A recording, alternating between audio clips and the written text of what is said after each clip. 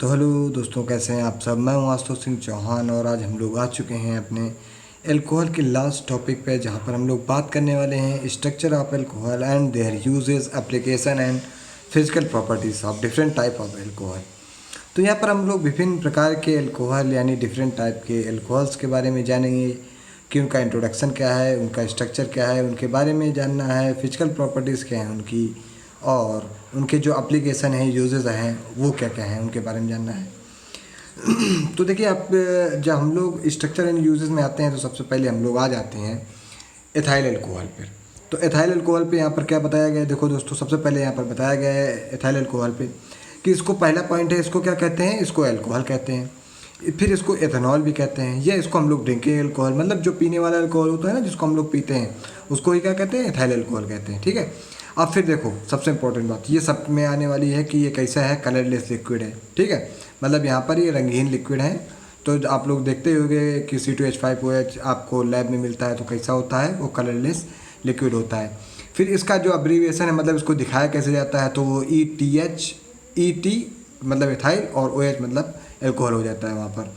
तो ET मतलब ethyl हो जाता है वहाँ पर। तो वहाँ पर अगर कार्बन की बात करें तो यहाँ पर जो एथाइल अल्कोहल में कार्बन यूज़ किया गया है, वहाँ पर sp3 हाइब्रिडाइजेशन या sp3 हाइब्रिडाइज कार्बन है। और एथाइल अल्कोहल जो है वो सेकेंड मेंबर है अल्कोहल फैमिली का। और ये कैसा होता है, वोलेटाइल होता है। मतलब अरे यार, आप लोग जानते होंगे ना कि अल्कोहल क्या होता है। जब अल्कोहल को खुले में छोड़ दो तो क्या हो जाता है, रूम टेम्परेचर पे वो इवेपोरेट होने लगता है ना, वेपराइजेशन की प्रोसेस उसमें होने लगती है। तो इसलिए वो वोलेटाइल है, मतलब रूम टेम्परेचर पे वो वेपर फॉर्म में चेंज होने लगता है धीरे से। ठीक है। फिर ये फ्लेमेबल है। आप लोग जानते होंगे कि अल्कोहल का यूज़ हम लोग क्या करते हैं, फायर को इंक्रीज़ करने में भी लगाते हैं। और ये जो एथाइल अल्कोहल है वो कहाँ पर पाया जाता है, वो फाउंड इन अल्कोहल बेवरेजेस में जो है एथाइल अल्कोहल पाया जाता है। तो ये तो अपना इतना था इंट्रोडक्शन। फिर आते हैं फिजिकल प्रॉपर्टीज़ पे। तो देखो, फिजिकल प्रॉपर्टीज़, केमिकल प्रॉपर्टीज़ दोस्तों सबकी सेम होंगी लगभग। आइए देखते हैं। तो ये क्या है, क्लियर कलरलेस लिक्विड है। सारे अधिकतर क्लियर कलरलेस लिक्विड होंगे विद प्लीजेंट स्मेल, क्योंकि स्मेल भी होती है, प्लीजेंट स्मेल होगी इसमें। ठीक है। Completely mixable with water and organic solvent. देखो, जो फिजिकल प्रॉपर्टीज़ पे यहाँ पर बात की गई है, वो क्या बात की गई है, वो बात ये की गई है कि ऑर्गेनिक सॉल्वेंट क्या होते हैं। ऑर्गेनिक सॉल्वेंट पे हाइड्रोकार्बन क्या होते हैं, सॉल्युबल होते हैं। मगर यहाँ पर वाटर के साथ क्यों सॉल्युबिलिटी शो की गई है, क्योंकि हम लोग पहले पढ़ चुके हैं एल्कोहल्स में कि वाटर क्या होते हैं। वाटर होते हैं पोलर सॉल्वेंट, और वो क्यों अटैच होते हैं एल्कोहल से, क्योंकि वहाँ पर क्या बनते हैं, हाइड्रोजन बॉन्ड, जिसके कारण जो इनकी सॉल्युबिलिटी है वो बढ़ जाती है। इसलिए एथाइल अल्कोहल वाटर में पूर्णतः सॉल्युबल है, पूरी तरीके से मिसिबल है। फिर ये हाइग्रोस्कोपिक इन नेचर होते हैं, मतलब ये जो वातावरण है उससे क्या करते हैं, वाटर के जो मॉइस्चर उसको एब्जॉर्ब कर देते हैं।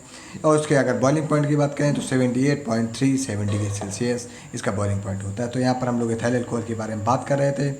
अब यहाँ पर फिर इसके यूजेस के बारे में बात करें तो देखो, जिससे सबसे बड़ी बात है कि क्या है कि अगर यूज़ की बात करेंगे तो हम लोग जान रहे हैं कि जो एथाइल अल्कोहल है अपना, एथाइल अल्कोहल का वहाँ पर क्या काम हो रहा है, एथाइल अल्कोहल अपना कर रहे हैं हम लोग यूज़। अभी कोरोना आया था ना दोस्तों, तो आप लोगों ने देखा होगा कोविड में हैंड सैनिटाइजर के रूप में यूज़ कर रहे थे। तो कम से कम इतना तो लिख ही सकते हो आप लोग हैंड सैनिटाइजर के रूप में। तो हैंड सैनिटाइजर में वहाँ पर वो क्या कर रहा था, एंटी बैक्टीरियल, एंटी वायरल और एंटी फंगस जो एक्शन है उसको क्या कर रहा था, दूर कर रहा था। कोरोना क्या था, वायरस है, तो उसको भी दूर कर रहा था। कहीं किसी पर भी बैक्टीरिया का हो गया है, मतलब साल्मोनेला टाइफी का इन्फेक्शन हो जाता है, तो वहाँ पर भी हम लोग क्या कहते हैं, हाथ को बार बार सैनिटाइज करते हैं। जहाँ पर जिसको कहते हैं टाइफाइड हो गया है, या जहाँ पर कहते हैं कि आंत्र ज्वर हो गया है, आंतों का बुखार आ गया है, तो वहाँ पर हम लोग क्या करते हैं, वहाँ पर भी हम लोग हैंड सैनिटाइजर को यूज़ करते हैं कि क्या हो कि जो कोलेरा हो जाता है यानी कालरा हो जाता है, वहाँ पर भी हैंड सैनिटाइजर को यूज़ करते हैं। क्यों यूज़ करते हैं, क्योंकि वहाँ पर जो डिसीज़ का ट्रांसफॉर्मेशन है वो ना हो पाए। यानी कहीं ना कहीं ये बैक्टीरिया को भी मार रहा है, प्रोटोजोआ को भी मार रहा है, और वायरस को भी मार रहा है, और फंगी को भी मार रहा है। तो यही सारी चीज़ें यहाँ पर बताई गई। सारे अल्कोहल में वही बात है। तो एथाइल अल्कोहल हम लोग यहाँ पर पढ़ रहे थे।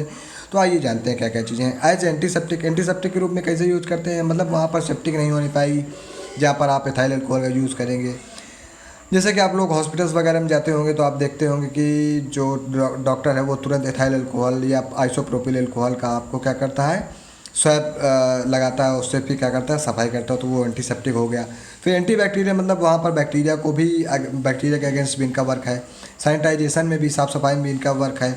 फिर सबसे बड़ा यूज़ इनका कहाँ पर है दोस्तों, डिसइंफेक्शन में है। डिसइंफेक्टेंट का मतलब क्या है, आज ये सब ऐसे कंपाउंड होते हैं जो क्या करते हैं, जो नॉन लिविंग सरफेस पे जो माइक्रोब बैक्टीरिया होते हैं उनको क्या करते हैं, उनका कंटामिनेशन जो होता है उसको क्लियर करते हैं और बैक्टीरियल एंटी बैक्टीरियल नेचर अपना वहाँ पर शो करते हैं।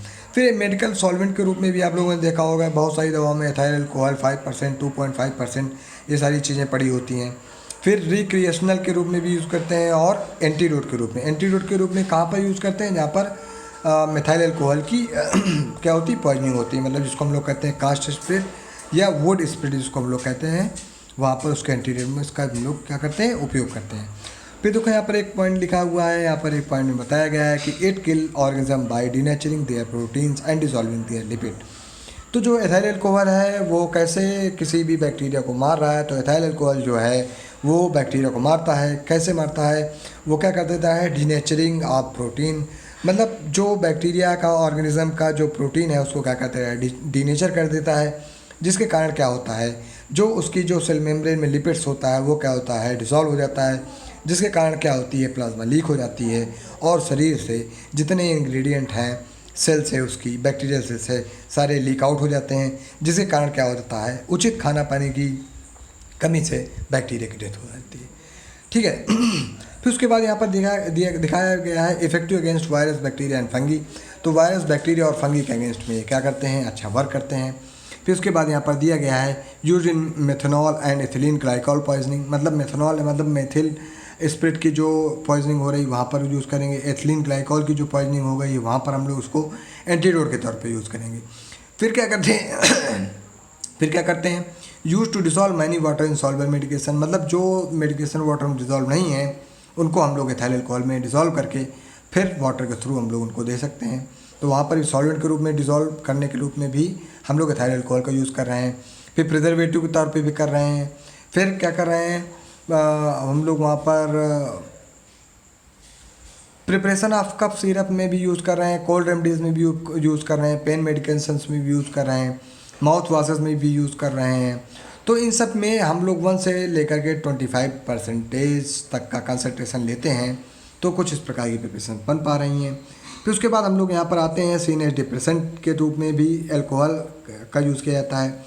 अब अगर आप हल्की अल्कोहल लेते हैं तो आपको सीनियर डिप्रेसेंट आएगा, आपको वहाँ पर क्या आएगा, नींद आएगी, आपका जो सीनस है यानी सेंट्रल नर्वस सिस्टम है वो काल्मठी पोजीशन में आ जाएगा, काल्म हो जाएगा, मतलब आपका मन चित्त जो है वो शांत हो जाएगा। तो इतनी जगह पर यहाँ पर इसका उपयोग करते हैं। फिर फ्यूल पे करते हैं, रॉकेट फ्यूल में, रॉकेट ईंधन में करते हैं, फ्यूल सेल जो बनते हैं ईंधन सेल उनमें इनका उपयोग करते हैं। और हाउस होल्ड हीटिंग, मतलब हाउस को जो हीटिंग करता है उनमें भी लगता है।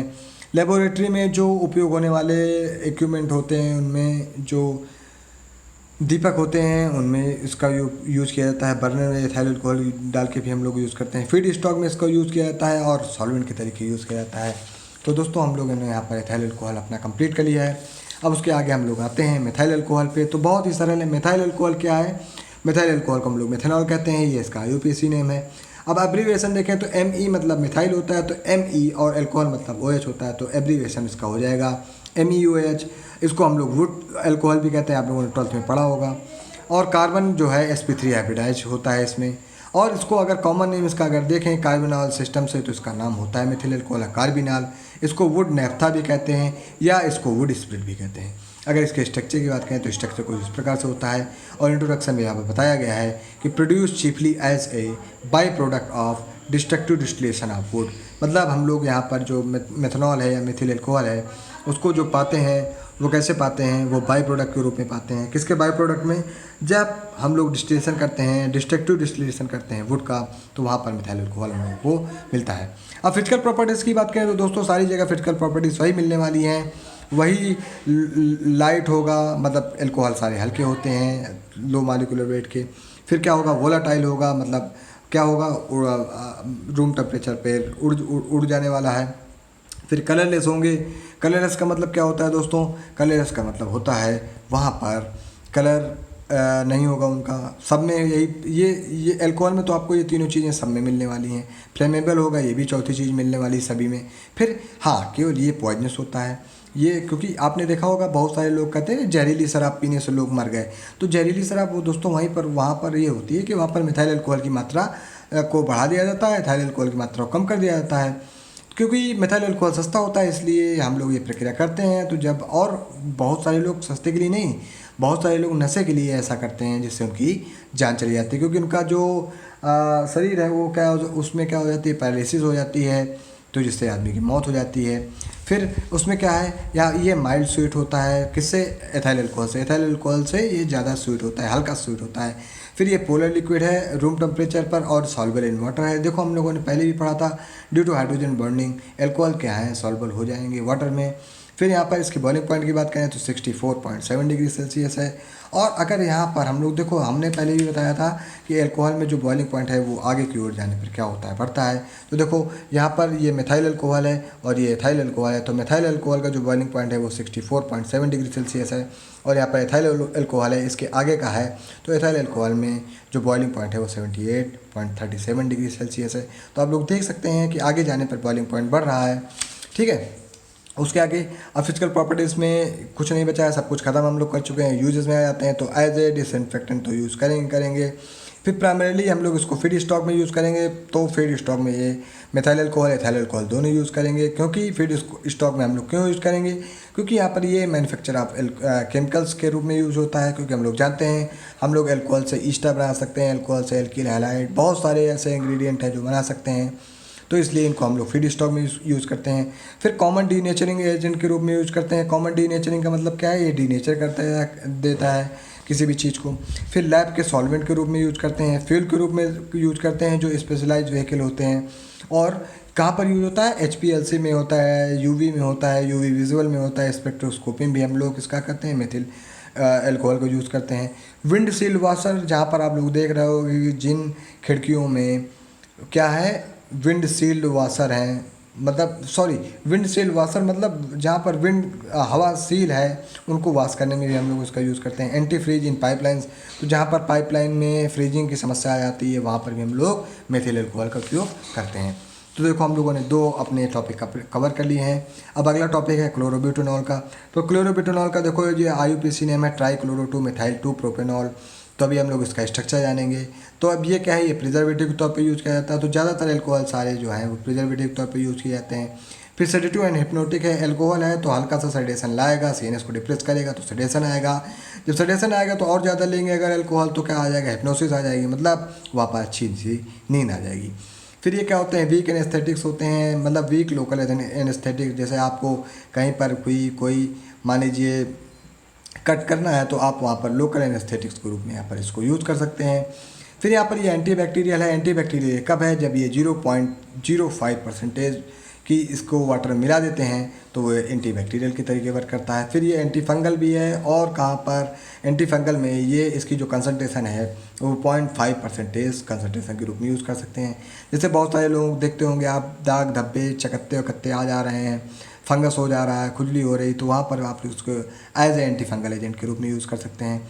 और इसमें क्या होता है, मेथनॉल लाइक आर्डर होता है। और ये कैसा होता है, देखो सबसे बड़ी बात दोस्तों, ये तो कलरलेस लिख दो, ये तो वाइट वोलेटाइल सॉलिड लिख दो, ठीक है, इनमें से कोई भी आप लिख दो, सब में यही चलेगा। कलरलेस कर दो, या वाइट वोलेटाइल लिक्विड कर दो, या वाइट वोलेटाइल सॉलिड कर दो, ठीक है। फिर उसके बाद क्या है, सबसे इंपॉर्टेंट बात है क्लोरोब्यूटेनॉल की, कि इसको use in treatment of mouth wash, मतलब हम लोग इसको माउथ वॉश के ट्रीटमेंट में यूज़ कर सकते हैं। किसी को जिंजिवाइटिस हो गई है, मतलब ये माउथ की बीमारी होती है जहाँ पर जिंजिवा में इन्फ्लेमेशन आ जाती है या इन्फेक्शन हो जाता है, वहाँ पर हम लोग उसको यूज़ कर सकते हैं।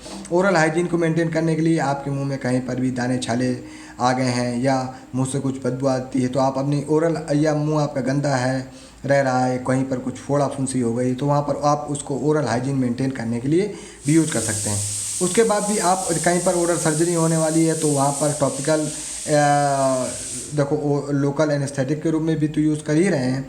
उसके साथ हम लोग ओरल सर्जरी में जो होने वाले जो हाइजीन की इश्यूज़ हैं जिसके कारण दिक्कत आ सकती है, उनको मेंटेन करने के लिए भी हम लोग क्लोरोब्यूटेनॉल का उपयोग कर रहे हैं।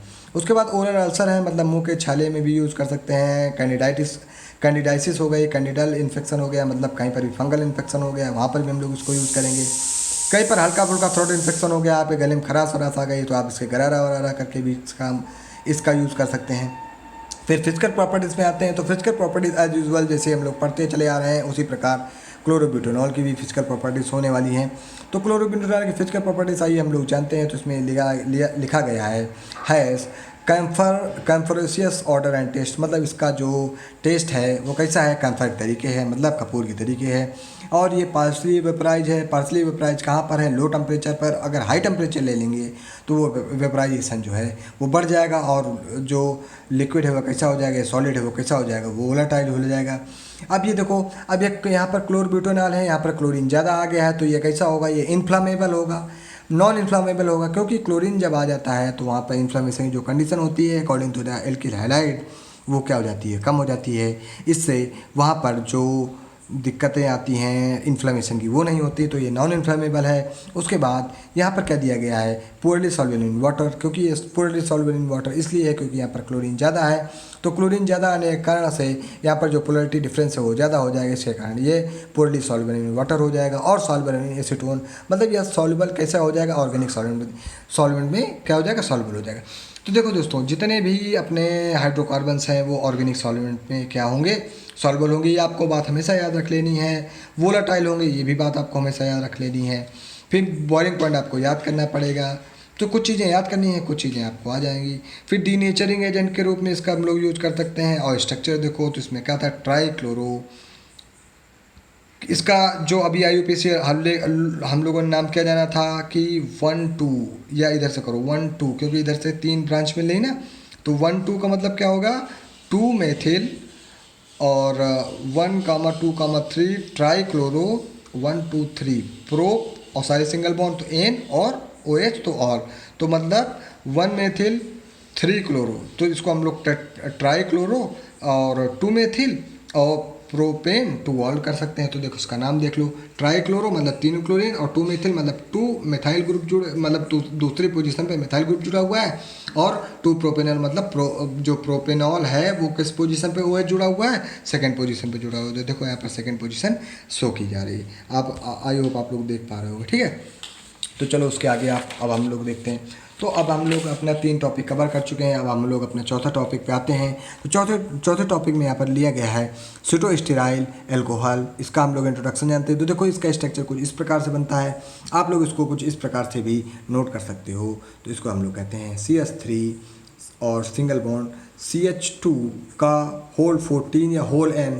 अब ये N बराबर 14 से 16 लिया गया है, आप कुछ भी ले सकते हैं, और उसके बाद OH लगाया गया है। तो ये जो स्ट्रक्चर है दोस्तों वो इस प्रकार से स्ट्रक्चर यहाँ पर दिया गया है।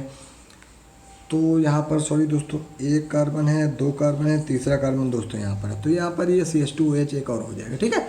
तो ये इस प्रकार से कुछ हो जाएगा। तो अब इसके नाम क्या क्या हैं, इसको सिटोस्टेराइल अल्कोहल भी कहते हैं, सिटी एरियल अल्कोहल भी कहते हैं, सिटाइल स्टेराइल अल्कोहल भी कहते हैं। तो ये सारे इसके क्या हो गए, सिनोनिम्स हो गए। इसका जो स्ट्रक्चर है वो कुछ इस प्रकार आने वाला है। और केमिकल फार्मूला इसका क्या आ जाने वाला है, केमिकल फार्मूला आप लोग न जानिए क्योंकि इसका लंबा केमिकल फार्मूला है। और इसको हम लोग क्लासीफाई करते हैं फैटी अल्कोहल्स में। तो यानी फैटी अल्कोहल में हम लोग उसका क्लासिफिकेशन करते हैं। और ये क्या करता है, ये कंसिस्ट करता है 2 प्रकार के अल्कोहल को, एक सिटाइल अल्कोहल को और एक स्टेराइल अल्कोहल को कंसिस्ट करता है। इसीलिए इसका नाम है सिटोस्टेराइल अल्कोहल। तो देखो सिटो यहाँ से लिया गया है और स्टेराइल अल्कोहल यहाँ से लिया गया, तो सिटो प्लस स्टेराइल मिला तो सिटोस्टेराइल अल्कोहल वहाँ पर बन रहा है। फिजिकल प्रॉपर्टीज़ की बात करेंगे तो ये वैक्सी वाइट सॉलिड होगा। अब देखो यहाँ पर वाइट ले लो या कलरलेस सॉलिड कह सकते हो। तो मतलब यहाँ पर क्या चीज़ें हैं, वैक्सी वाइट सॉलिड ले लेंगे। एसोसिएटेड विद माइल्ड सोपी ऑर्डर, मतलब यहाँ पर हल्का सोपी ऑर्डर होगा, मतलब थोड़ा सा झाग वाग आएगा, मतलब सोप का ऑर्डर ये शो करेगा, हल्की सी महक भी उसी तरीके से आएगी। और ये क्या करेगा, वाटर में फ्लोट करेगा, मतलब वाटर में तैरेगा। कौन वाटर में तैरेगा, सिटोस्टेराइल अल्कोहल, क्योंकि ये क्या है, वैक्स है। तो जितनी भी वैक्सें हैं, फैट्स हैं, वो सारे क्या होते हैं, वाटर में इनसॉल्युबल होते हैं। तो वाटर में क्या करेंगे, वो फ्लोट करेंगे अगर हल्के होंगे तो, ठीक है, उनकी डेंसिटी अगर हल्की होगी। अब देखो, अब अगर ये वैक्स है तो ये क्या, सॉरी ये वैक्स है तो ये इनसॉल्युबल इन वाटर हो जाएगा। तो वाटर में इनसॉल्युबल हो जाएगा तो कहाँ पर सॉल्युबल होगा, वैक्स में सॉल्युबल होगा। और कहाँ पर सॉल्युबल होगा, ऑर्गेनिक सॉल्वेंट में सॉल्युबल होगा। अगर बॉइलिंग पॉइंट की बात करें तो देखो यहाँ पर क्या हुआ है, क्लोरीन की मात्रा सॉरी कार्बन की मात्रा बढ़ रही है, मतलब कार्बन ज़्यादा हो रहा है, तो इसका जो बॉइलिंग पॉइंट है वो क्या होगा, बहुत ज़्यादा बढ़ जाएगा। जैसे हम लोग पहले जान रहे थे कि मिथाइल अल्कोहल का जो बॉइलिंग पॉइंट था वो था 64.7 डिग्री सेल्सियस, तो क्या था वहाँ पर एक कार्बन था, मगर यहाँ पर कार्बन है 16 से 17 कार्बन है, इसलिए इसका जो बॉइलिंग पॉइंट है वो बहुत ज़्यादा बढ़ रहा है। तो अब यूजेस देख लेते हैं। तो जो फिजिकल प्रॉपर्टीज में ज़्यादातर चीज़ें दी गई हैं उसी प्रकार हम लोग यूज़ कर सकते हैं। देखो यहाँ पर सोप की बात की गई तो सोप आता है इमल्सन के पास, तो इसको हम लोग इमल्सन स्टेबलाइजर में यूज़ कर सकते हैं, मतलब किसी भी इमल्सन को स्टेबलाइज करने के लिए यूज़ कर सकते हैं। इसका उपयोग हम लोग वाटर ऑयल अल्कोहल में और ऑयल इन वाटर अल्कोहल में भी यूज़ कर सकते हैं। इसका यूज़ हम लोग ओपेसिफाइंग एजेंट में भी यूज़ कर सकते हैं, ओपेक चीज़ें बनाने में इसका हम लोग यूज़ कर सकते हैं, जो पारदर्शी चीज़ें होती हैं उनका बनाने में यूज़ कर सकते हैं। फिर फोम बूस्टिंग सर्फेक्टेंट, मतलब जहाँ कहीं पर भी फोम को बूस्ट करना है, मतलब जहाँ पर झाग बनानी है ज़्यादा, वहाँ पर हम लोग उसका यूज़ कर सकते हैं। Aqueous and non aqueous viscosity increasing agent, मतलब जहाँ पर वाटर है या नॉन वाटर सब्सटेंस है उनकी विस्कोसिटी को इंक्रीज़ करना है, तो वहाँ पर हम लोग सिटोस्टेराइल अल्कोहल का यूज़ करते हैं। तो सिटोस्टेराइल अल्कोहल क्या है, वैक्स है। तो जब वैक्स किसी भी नॉन ऑर्गेनिक सॉल्वेंट या ऑर्गेनिक सॉल्वेंट में मिलता है तो वहाँ पर हम लोग पाते हैं कि एक विस्कस लिक्विड मिलता है, तो यानी इसको हम लोग क्या करेंगे, विस्कोसिटी इन्हांसमेंट में हम लोग इसका यूज़ करेंगे। एज इमोलेंट में के रूप में भी यूज़ किया जाता है। और अगर हम लोग मेडिकल पर्पज़ में देखें तो ये हेयर कंडीशनर में यूज़ किया जाता है, हेयर को मुलायम करने के लिए यूज़ किया जाता है, और अन्य हेयर प्रोडक्टों पर हम लोग सिटोस्टेराइल अल्कोहल का यूज़ करते हैं। तो गाइस हम लोग यहाँ पर मिथाइल अल्कोहल, एथाइल अल्कोहल और सिटोस्टेराइल अल्कोहल और क्लोरोब्यूटेनॉल, ये 4 चीज़ें कवर कर चुके हैं। 5वीं चीज़ है बेंजाइल अल्कोहल, तो आज इसको भी कवर कर लेते हैं क्योंकि अब टाइम बहुत कम बचा है, एग्ज़ाम आने वाले हैं। तो बेंजाइल अल्कोहल का जो केमिकल फार्मूला है वो यहाँ पर दिया गया है C6H5CH2OH। तो ये क्या है, केमिकल फार्मूला हो जा रहा है बेंजाइल अल्कोहल का, आप लोग देख सकते हैं। फिर इसका अगर हम लोग देखें तो ये कैसा है, एरोमेटिक अल्कोहल है। एरोमेटिक अल्कोहल क्यों है, क्योंकि यहाँ पर बेंजीन के ऊपर अल्कोहल लगा हुआ है। अब हम लोग बेंजीन को क्या कहते हैं, BN, या बेंजिलो कहते हैं BN। तो जब बेंजिलो कहेंगे BN, तो BN के साथ बेंजिल के साथ कौन जुड़ा है, बेंजिल अल्कोहल, तो यानी BNOH इसका क्या होगा, एब्रीवेशन होगा। मतलब हम लोग इसको क्या ऐसे क्या कर सकते हैं, डिनोट कर सकते हैं। फिर कलरलेस लिक्विड सारे थे तो कलरलेस इसको भी कर दो। फिर उसके बाद माइल्ड प्लेजेंट एरोमेटिक ऑर्डर, तब देखो यहाँ पर ये एरोमेटिक एल्कोहल है ना, यहाँ पर बेंजीन आ गई है, तो ये इसका जो ऑर्डर हो जाएगा वो कैसा हो जाएगा, सबका माइल्ड प्लेजेंट होता है, इसका भी माइल्ड प्लेजेंट होगा, मगर यहाँ पर एरोमेटिक आ गया है तो एरोमेटिक ऑर्डर यहाँ पर आ जाएगा। मिसबल इन एल्कोहल्स, मतलब ये कैसा होगा, मिसबल इन एल्कोहल, मतलब एल्कोहल है तो एल्कोहल में मिसबल हो जाएगा। और डाईथाइल ईथर में भी क्या हो जाएगा, ये इसकी जो सॉल्बिलिटी है वो वहाँ पर पाई जाएगी। वाटर में ये कैसा होगा, इमिसिबल होगा, ठीक है। उसके बाद क्या है, यूज सॉल्वेंट ड्यू टू इस पोलरिटी, इसकी पोलरिटी के कारण हम लोग इसको सॉल्वेंट के तरीके यूज कर सकते हैं, क्योंकि इसकी पोलरिटी तो अच्छी है ही है मगर वहाँ पर लो टॉक्सिसिटी है और लो वेपर प्रेशर है, जिसके कारण क्या होता है, हम लोग इस कंपाउंड को सॉल्वेंट के तौर पे यूज़ करते हैं, जिससे हमारा जो कोई इंग्रेडिएंट है, दवा है, वो बर्बाद नहीं होती है।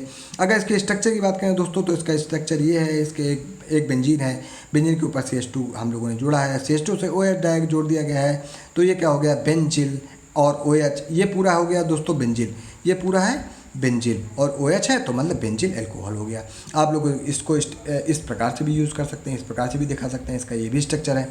फिजिकल प्रॉपर्टीज़ में आते हैं तो फिजिकल प्रॉपर्टीज़ देखते हैं कि शार्प बर्निंग टेस्ट होता है, मतलब इसका जो टेस्ट है वो बहुत ही तीखा होता है, जलन टाइप का होता है। जैसे आप इसको टेस्ट करेंगे तो आपकी ज़बान में हल्का सी जलन होने लगेगी। और इसका स्लाइट ऑर्डर होता है, मतलब हल्की सी जो ऑर्डर है, मतलब हल्की सी महक होगी, इसमें सुगंध होगी। Should not store bye long time, हम लोग इसको स्टोर नहीं कर सकते हैं लॉन्ग टाइम के लिए, क्योंकि ये क्या होता है, इसका ऑक्सीडेशन होने के बाद या कुछ केमिकल रिएक्शन होने के बाद ये बेंजल्डिहाइड में बदल जाता है। इसलिए इसमें क्या होती है, आलमंड लाइक एरोमा आती है, मतलब जैसे जो आलमंड नहीं होता है बादाम, उस तरीके की कुछ महक आती है, उसके ऑयल की तरीके की। Can be slowly oxidize to benzaldehyde and एनिसोलियर, और ये स्लोली ऑक्सीडाइज हो जाता है किसमें, बेंजल्डिहाइड में। तो बेंजल्डिहाइड क्या है, वो कैसी स्मेल देता है, स्मेल लाइक आलमंड एरोमा। तो मतलब अगर आप ये बेंजाइल अल्कोहल आपने लिया है, मगर अगर बेंजाइल अल्कोहल में आपको बादाम की तरीके की महक आने लगे, तो आप ये समझ लीजिए कि आपके बेंजाइल अल्कोहल का वहाँ पर क्या हो चुका है, वहाँ पर ऑक्सीडेशन हो चुका है और वो बेंजाइल अल्कोहल बेंजल्डिहाइड में बदल चुका है। और सॉल्युबल इन वाटर, ये वाटर में सॉल्युबल होता है, क्योंकि यहाँ पर ये बेंजीन ली गई है, तो बेंजीन के कारण यहाँ पर जो कार्बन है वो क्या है, छोटा है, कम है। इसी कारण यहाँ पर जो OH है वो हाइड्रोजन बॉन्डिंग अच्छा करेगा वाटर के साथ, तो इसलिए यहाँ पर ये वाटर के साथ सॉल्युबल हो जा रहा है। बॉइलिंग पॉइंट ये दिया गया है 205 डिग्री सेल्सियस और मेल्टिंग पॉइंट यहाँ पर 15 डिग्री सेल्सियस दिया गया है। तो फिजिकल प्रॉपर्टीज़ हम लोगों ने कंप्लीट कर ली है। तो अब यहाँ पर फिजिकल प्रॉपर्टीज़ के बाद हम लोग यहाँ पर एप्लीकेशन पे आते हैं। तो एप्लीकेशन पे हम लोग देख रहे हैं कि इसका हम लोग उपयोग नैनो टेक्नोलॉजिकल यूजेस में कर सकते हैं। तो नैनो टेक्नोलॉजिकल यूजेस का उपयोग कैसे कर सकते हैं बेंजाइल अल्कोहल का, आइए देखते हैं। तो देखो ये होता है used as dielectric solvent for the electrophoretic reconfiguration of nano wires. तो जो नैनो वायर्स होते हैं उनमें सॉल्वेंट तरीके यूज़ किया जाता है जहाँ पर रिकॉन्फिगरेशन होता है। तो नैनो वायर्स का जहाँ पर रिकॉन्फिगरेशन करना होता है तो वहाँ पर हम लोग इसको डाई इलेक्ट्रिक सॉल्वेंट के रूप में यूज़ करते हैं। फिर हेल्थ में कैसे यूज़ करते हैं, तो देखो हेल्थ में हम लोग बैक्टीरियोस्टैटिक के रूप में यूज़ करते हैं। देखो कोई भी चीज़ हो यार, अगर अल्कोहल है तो बैक्टीरियोस्टैटिक है, एंटी फंगल है, एंटी बैक्टीरिया है, और क्या है, एंटीवायरल है। तो इतनी सारी चार चीज़ें तो यही आ गई। फिर उसके बाद क्या होगा, डिसइंफेक्टेंट है। फिर उसके बाद क्या होगा, सैनिटाइजेशन में, मतलब यार हाथ वाथ धोने में उपयोग करते हैं, इतना सैनिटाइजर यूज किया हो आप लोग। तो लो कंसंट्रेशन में ले लेंगे तो हम लोग इसको आयुर्वेद मेडिकेशन के तौर पे यूज़ कर सकते हैं।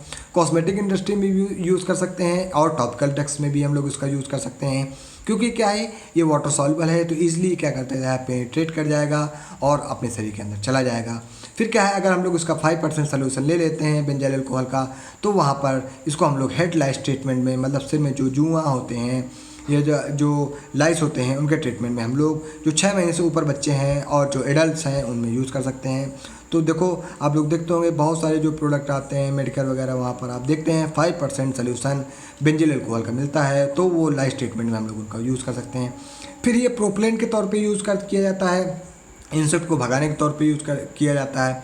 अच्छा, अब ये लाइस ट्रीटमेंट में यूज़ कर रहे हैं तो लाइस ट्रीटमेंट में ये कैसे वर्क करता है, तो वो क्या करता है, वो इंसेक्ट जो होता है या लाइस जो होते हैं उनमें एस फिक्सेशन कर देता है। मतलब वहाँ पर वाटर और मिनरल्स के साथ मिल करके जो चोकिंग की प्रक्रिया है वो कर देता है, जिसके कारण पोषण न पहुँच पाने के कारण जो इंसेक्ट्स हैं उनकी क्या हो जाती है, मौत हो जाती है।